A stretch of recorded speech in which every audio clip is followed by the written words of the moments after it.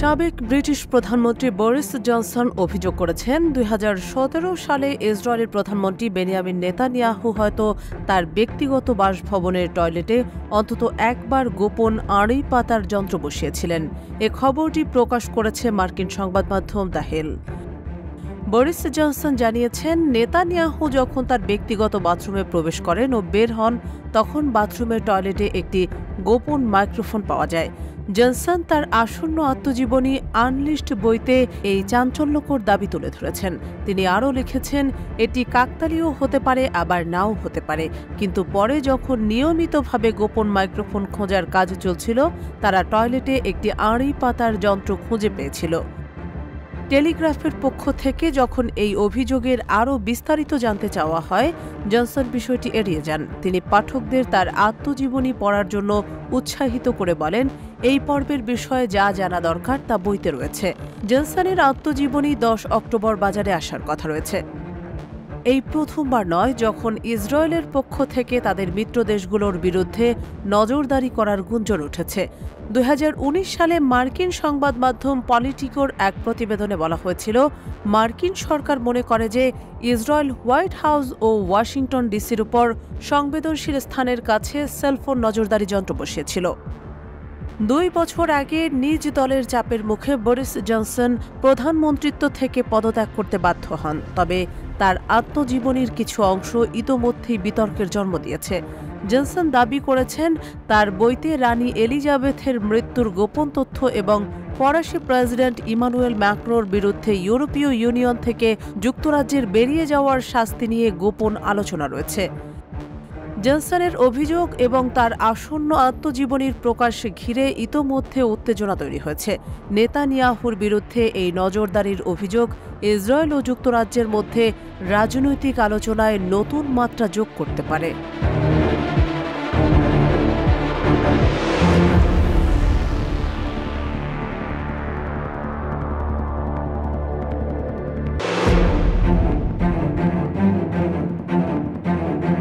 দখলদার ইসরায়েলের চলমান আগ্রাসনের বিরুদ্ধে মুসলিম বিশ্বে ঐক্যের ডাক দিলেন ইরানের সর্বোচ্চ নেতা আয়াতুল্লাহ আলী খামেনি। শুক্রবার তেহরানে ইমাম খোমেনি গ্রান্ড মসজিদে জুমার নামাজের খুতবায় তিনি মুসলিম দেশগুলোকে একত্রিত হয়ে শত্রুদের বিরুদ্ধে লড়াই করার আহ্বান জানান। খুতবায় খামেনি বলেন, আমাদের শত্রুরা মুসলিমদের মধ্যে বিভেদ তৈরি করতে চায়।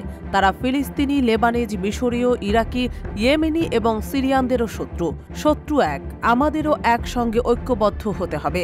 তিনি আরও বলেন, ইসরায়েলের আগ্রাসনের জবাবে মুসলিম দেশগুলোর মধ্যে ঐক্য ও সংহতি ছাড়া আর কোনো বিকল্প নেই। ইরান সম্প্রতি ইসরায়েলের বিরুদ্ধে বড় আকারের ক্ষেপণাস্ত্র হামলা চালিয়েছে। এই হামলার পিছনে মূল কারণ হিসেবে উল্লেখ করা হয়েছে ফিলিস্তিন, লেবানন এবং ইরানের সামরিক নেতাদের হত্যার প্রতিশোধ। এর ফলে মধ্যপ্রাচ্য জুড়ে চরম উত্তেজনা বিরাজ করছে এবং যে কোনো সময় ইসরায়েলের পাল্টা হামলা আসার আশঙ্কাও রয়েছে। খুতবায় খামেনি হিজবুল্লাহ প্রধান হাসান নাসরুল্লাহর কথা স্মরণ করেন এবং তার শাহাদাতকে একটি অনুপ্রেরণার উৎস হিসেবে উল্লেখ করেন। তিনি বলেন, নাসরুল্লাহর জীবনদান বৃথা যাবে না। তার আদর্শ আমাদের চিরকাল অনুপ্রাণিত করবে এবং এই আন্দোলনকে আরও জোরদার করবে।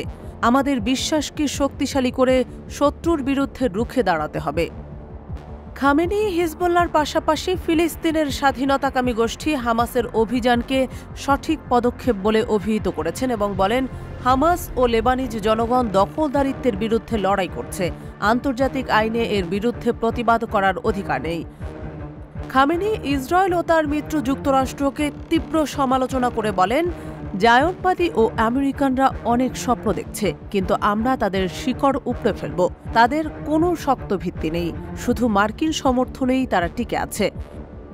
এদিন খুতবায় অংশ নিতে তেহরানে কয়েক হাজার মানুষ জড়ো হন। তাদের হাতে ছিল হিজবুল্লাহ ও ফিলিস্তিনের পতাকা। খামেনিকে এক নজর দেখতে জনতার ভিড় ছিল তুমুল, যা ইরানের জনগণের মধ্যেও মুসলিম ঐক্যের গুরুত্বকে প্রতিফলিত করে। ইসরায়েলের আগ্রাসন রোধে মুসলিম দেশগুলোর মধ্যে ঐক্যের গুরুত্ব তুলে ধরেছেন ইরানের শীর্ষ নেতারা।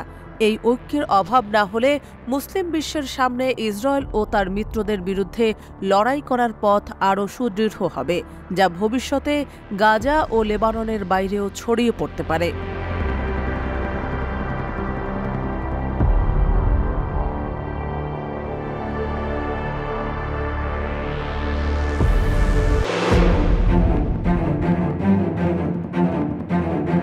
ইসরায়েলের চলমান আগ্রাসনের ফলে লেবাননের পরিস্থিতির মারাত্মক অবনতি হওয়ায় সৌদি আরবের পররাষ্ট্রমন্ত্রী প্রিন্স ফয়সাল বিন ফারহান এবং মিশরীয় পররাষ্ট্রমন্ত্রী বদর আবদেলাটি এক গুরুত্বপূর্ণ ফোনালাপে কথা বলেছেন।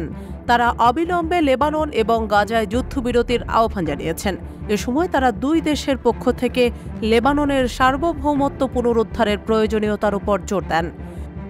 শুক্রবার সৌদি প্রেস এজেন্সির প্রতিবেদনে জানানো হয়েছে, দুই মন্ত্রী চলমান ইসরায়েলি হামলার ব্যাপারে গভীর উদ্বেগ প্রকাশ করেছেন। সেই সঙ্গে লেবাননের জনগণের জন্য সমর্থন ও সংহতি প্রকাশ করেন।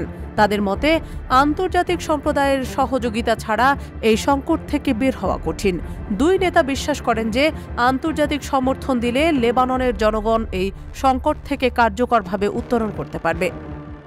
এছাড়া তারা লেবাননের জনগণের জন্য মানবিক সহায়তা নিশ্চিত করার উপরও জোর দিয়েছেন এবং লেবাননের নিরাপত্তা ও সার্বভৌমত্বে হস্তক্ষেপকারী যে কোনো পদক্ষেপের বিরুদ্ধে কঠোর অবস্থান পুনর্ব্যক্ত করেছেন।